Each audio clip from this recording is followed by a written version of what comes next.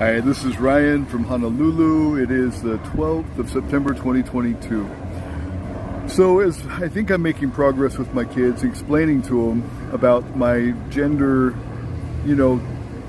language that I've learned, my gender-specific language, as opposed to using ambiguous language like they, them, theirs, they, ze, zir, whatever else they have.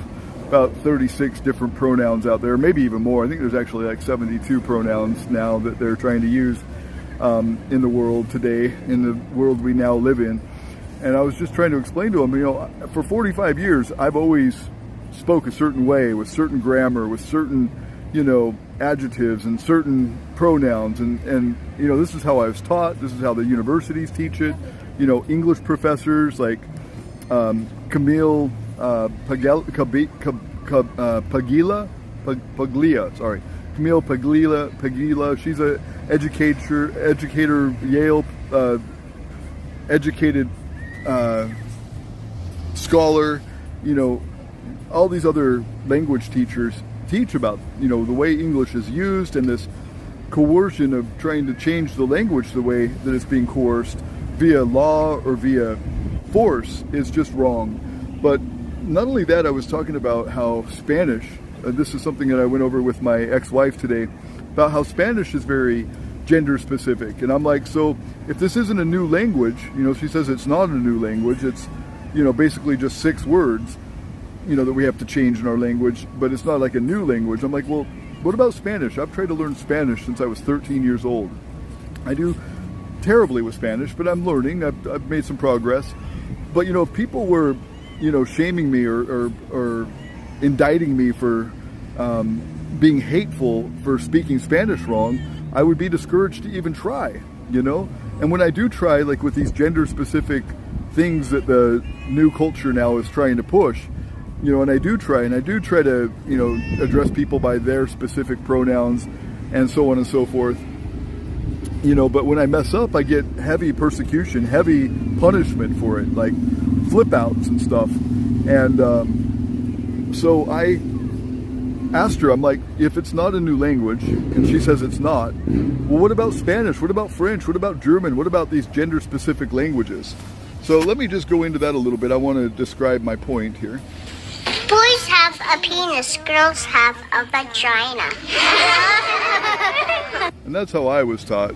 Boys have a penis, girls have a vagina, right? That's not what the new culture is saying. They're saying that it's different. So what about this? So this is something I asked about. Let's see if I can make this open. Gender-specific words in Spanish, for example, and this isn't just Spanish, but nouns ending in O-N, L-R, O-N, and M-A are masculine. Nouns ending in D, Z, and Eon are feminine, right? So that is, throughout Spanish and throughout French and German and many words, there's a masculine and a feminine, right? So that's my biggest point about these new gender things. So this is what was said. I said it's similar to when I go out of my way to change the language that I've used for 45 years and call my kids by different names, and I really, really try, but all of my efforts are looked at negatively. Not, thank you for trying, but rather, damn you, you made another mistake.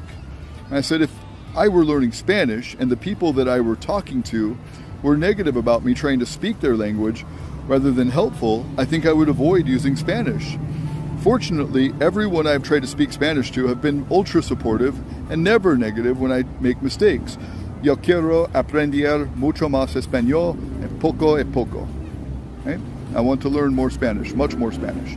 And then she says, it's not like learning Spanish. It's pronouns. It's literally 6 words. He, she, they, his, hers, theirs.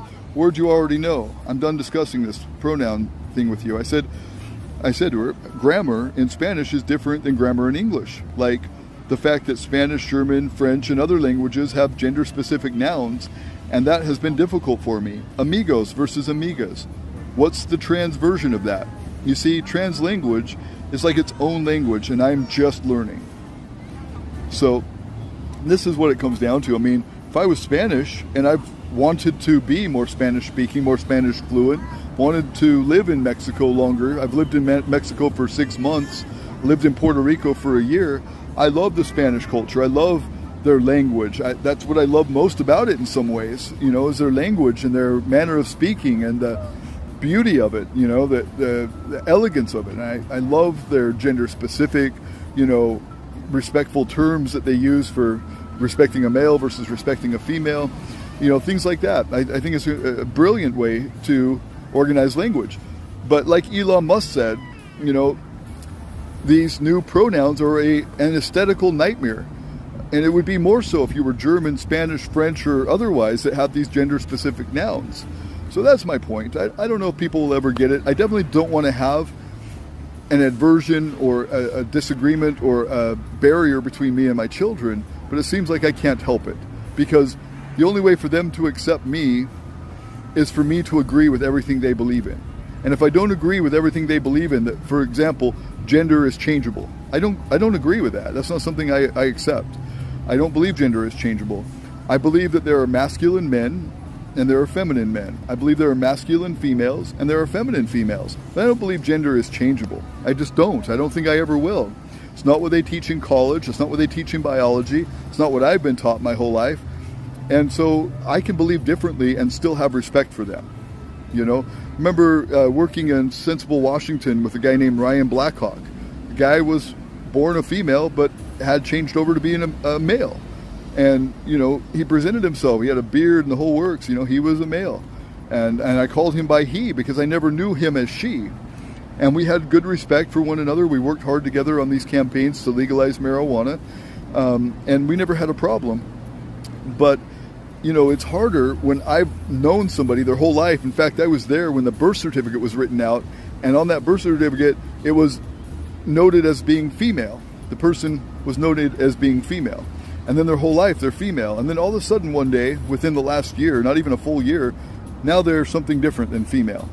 That's difficult for me. It's not impossible for me. It's just difficult. It's just as difficult for me as learning Spanish or French or German or something else. To learn these new ways of speaking and new pronouns and things like that. It's not easy. That's what I've tried to say. So I've tried. Apparently I've failed. And it is what it is, but that's some of my reasoning. Look up Camille Paglia. She's a feminist. She might even be a lesbian as far as I understand it. I'm not too sure about her sexual persuasion, but I think I recall her saying something about that. But she was educated at Yale. She's a feminist writer. She's been writing books on feminism, well-acclaimed books on feminism since the 1970s. And, she's very sympathetic to the LGBT community. But as a language teacher, as somebody who teaches English, she can't believe this crap with pronouns and how it's really affecting our gender, our culture, and our, our gender identity and just the way we think of the world, how it's, disrupting things in such a negative way and pulling us all apart from one another and causing so much division. I feel the same way. I feel the same way as Elon Musk, that these new pronouns are an aesthetical nightmare.